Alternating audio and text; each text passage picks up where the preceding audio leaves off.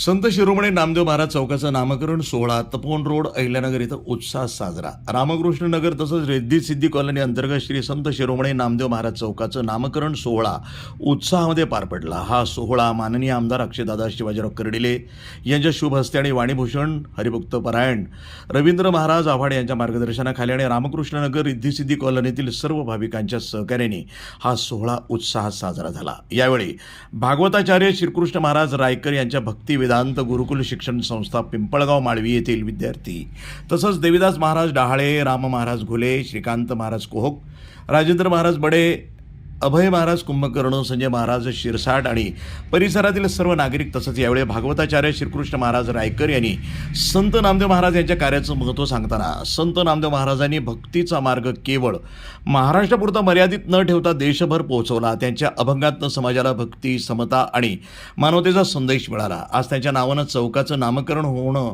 ही केवळ नामफलकाची बाब नसून त्यांच्या विचारांना पुढे नेण्याची जबाबदारी आहे असं प्रतिपादन केलं।